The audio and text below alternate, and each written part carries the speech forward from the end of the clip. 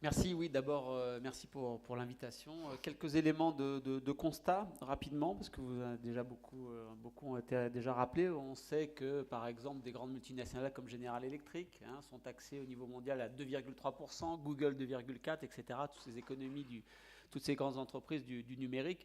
Juste pour mémoire, ce qui a été fait au niveau français, le taux d'imposition, d'après un rapport du Conseil des prélèvements obligatoires, le taux d'imposition en France, officiel est 33,3. On est plutôt à 22-24 pour les PME. On est à 8 pour les entreprises du CAC 40. Et lorsque Gilles Carrez, qui est donc député UMP, regarde un peu plus ce détail de 8, il prend sur 3 années, 2007-2009, pour les entreprises du CAC 40. 3 x 4, 12, ça fait 120 données.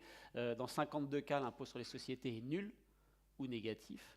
4 groupes n'ont payé aucun impôt et quand on enlève les groupes à capitaux publics, on s'aperçoit que ces groupes à capitaux publics ont déjà payé 40% de ce que paye le CAC 40. Donc vous voyez, 8% dont 40% payés par le public, il ne reste pas grand-chose pour les autres. Euh, pour aller un peu plus loin, et là c'est des données, Grégoire a rappelé le livre qu'on a publié avec Ronin Palan dès 2006, et donc on utilisait notamment ces chiffres de stock d'investissement direct à l'étranger. Quand les firmes vont investir à l'étranger, elles constituent des stocks d'investissement. Dès 2006, on utilisait ces données. J'étais content de voir que dans la première proposition de Pascal Saint-Amand de BEPS, le BEPS démarrait en disant, vous voyez, il y a des chiffres un peu bizarres quand on prend les stocks d'investissement direct étrangers. On était très contents parce que ça faisait dès 2006 qu'on utilisait ces chiffres pour dire qu'il y avait des choses un petit peu bizarres. Là, je vous prends les stocks d'investissement direct étrangers américains. Vous voyez que les premiers pays d'accueil, c'est les Pays-Bas, le Royaume-Uni, le Luxembourg, les Bermudes, etc. Une géographie un peu bizarre de la mondialisation. Est-ce qu'on peut regarder un peu le cas français? Et là, on a des données particulière de la Banque de France. Vous savez notamment que dans ce que les documents comptables internationaux enregistrent comme flux financiers, il y a, et ce qu'ils considèrent comme investissement direct à l'étranger, il y a des prêts intragroupes, des prêts que se font des filiales à l'intérieur des mêmes groupes. Donc l'idée, ce serait, est-ce que la Banque de France s'est posé cette question? Est-ce qu'on pourrait avoir une idée des investissements des entreprises françaises à l'étranger et des investissements des entreprises étrangères en France, mais dont on enlèverait ces flux qui sont liés à l'utilisation des paradis fiscaux. Et la Banque de France fait ce travail jusqu'en jusqu'en 2011. Et là, donc, vous voyez, sur la période 2000-2011, vous avez en bas une courbe bleue et une courbe rouge. La courbe bleue sont les investissements étrangers, donc quand toutes les grandes multinationales viennent en France. Et puis la Banque de France dit, mais si on élimine toutes ces transactions qui sont généralement liées au Luxembourg et qui font que la filiale financière est au Luxembourg, fait des prêts à la filiale française et la filiale française doit bien sûr rembourser le prêt, payer des intérêts, donc ça sort de France, ça va au Luxembourg, ça diminue d'autant la base taxable. Vous voyez que si on enlève ce genre de transactions, eh bien les investissements français, l'investissement étranger en France sont bien inférieurs. Je vais donner des précisions. Et pareil sur les investissements étrangers en France. Donc qu'on soit investissement des firmes, des firmes françaises lorsqu'elles vont investir à l'étranger ou des firmes étrangères lorsqu'elles viennent en France, quand on retire un peu les transactions liées aux paradis fiscaux, on est sur une mondialisation de l'économie française qui est largement inférieure à celle que l'on nous donne habituellement. Largement inférieure, ça veut dire quoi? Ça veut dire que pour la Banque de France, à la fin 2011, que leur dernière analyse s'arrête en 2011, le stock des investissements étrangers en France, en fait, est surestimé de 60% de son montant total. Ça veut dire que le stock des investissements français à l'étranger, il est surestimé de 30%. Ça veut dire concrètement, parce que la Banque de France fait deux choses. D'une part, elle dit éliminons les transactions qui sont dues aux paradis fiscaux. Et en plus, est-ce que lorsqu'on nous dit tiens, il y a un investissement qui vient du Luxembourg en France, en fait, ce n'est pas une entreprise luxembourgeoise qui investit, c'est une entreprise américaine ou allemande ou chinoise. Est-ce qu'on peut aller chercher l'investisseur initial, celui qui est passé par le Luxembourg, par exemple, pour venir investir en France? Et là, quand ils font ce petit calcul, ils s'aperçoivent que 14% du stock d'investissement étranger en France est le fait de filiales d'entreprises françaises. Donc ces chiffres sur la mondialisation de l'économie française en termes d'investissement des grandes multinationales, du fait de leur utilisation des paradis fiscaux, ne veulent strictement rien dire. Mes amis économistes qui passent leur temps à faire des travaux statistiques très complets d'économétrie à partir de ces chiffres, vous voyez ce que ça peut donner en termes de qualité. Pour revenir sur un pays qui a été souvent cité ce matin, qui est le Luxembourg. Vous prenez l'ensemble des investissements à l'étranger de l'Union européenne. Et puis l'ensemble des grandes multinationales mondiales lorsqu'elles viennent investir dans l'Union européenne. Sur les investissements directs sortants, quand les firmes européennes vont à l'étranger, quel est le premier pays dont les puissances des multinationales va à l'étranger? Le Luxembourg, bien sûr, 110 milliards. Le Royaume-Uni, derrière, 89 milliards. L'Allemagne, 34 milliards. L'Allemagne, toute petite puissance industrielle, largement derrière le Luxembourg, bien sûr. D'ailleurs, on le mesure à l'inverse. Lorsque les grandes multinationales du monde entier viennent en Europe, elles investissent pour 86 milliards au Luxembourg. Le deuxième pays est la Suède avec 16 milliards. Le Royaume-Uni, 14. L'Allemagne n'est même pas dedans. La grande puissance industrielle européenne, c'est bien sûr le Luxembourg, dont vous connaissez tous les grands noms des multinationales.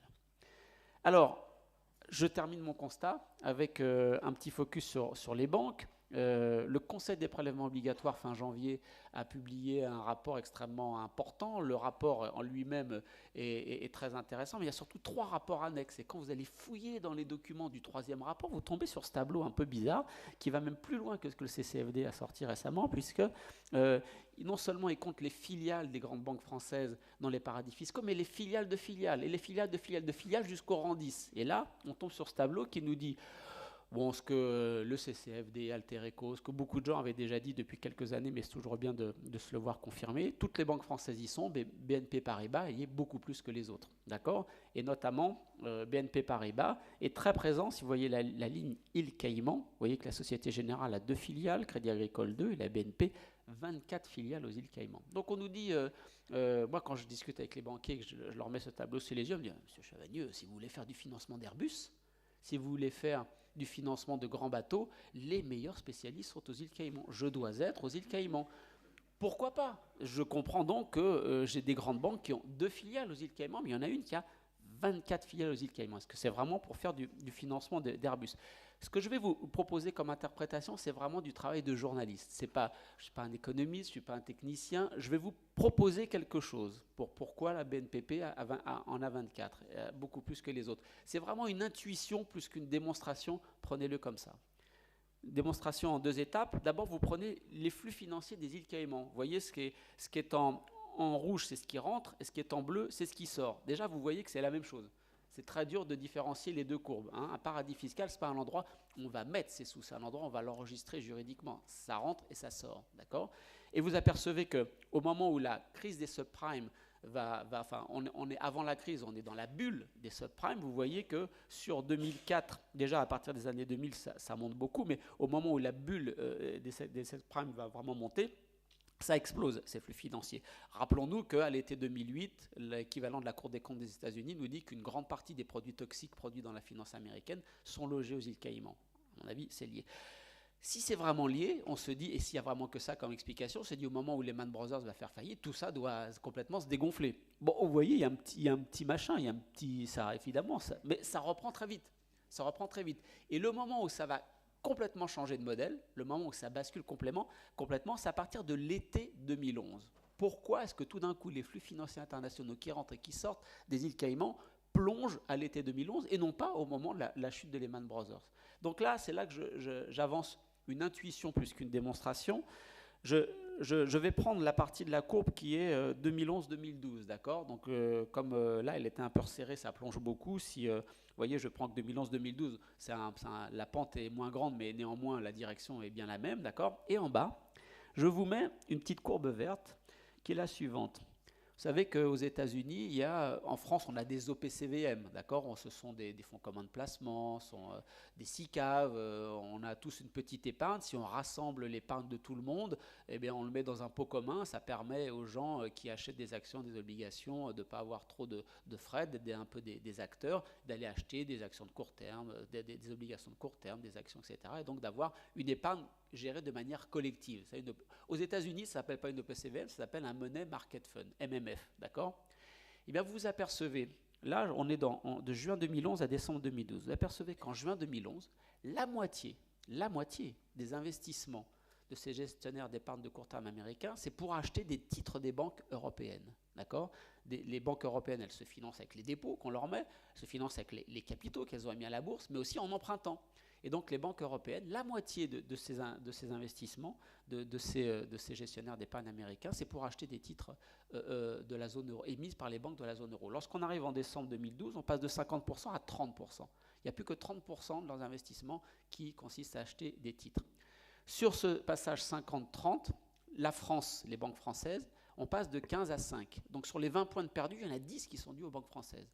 Or, juste à l'été 2011, qu'est-ce qui se passe? Il y a un grand problème de confiance dans les banques françaises. On est en pleine crise de la zone euro. On se dit les banques françaises et les banques européennes de manière générale, elles ont trop de titres de dette de leurs États. Or, comme on a des doutes sur le fait que les États vont pouvoir rembourser, on a des doutes sur le fait que les banques vont récupérer leurs sous. Donc on a des doutes sur les banques. Et quand on a des doutes sur les banques, on ne prête plus aux banques et on commence à vendre massivement. Les banques françaises, le cours de bourse diminue complètement, s'effondre. D'accord? Et là, l'interprétation que je vous propose, c'est qu'on sait très bien qu'au moment de cette crise de l'été 2011, eh bien, les banques françaises ont très largement, pour redonner confiance, réduit leurs activités en dollars. Et les activités en dollars qu'elles réalisaient à partir d'où? Activités d'emprunt et de prêts en dollars qu'elles réalisaient à partir d'où? Me semble-t-il, à partir de ce territoire dont on voit que les finances ont été largement touchées. Voilà, je m'arrête là pour la partie constat. Merci beaucoup, Christian.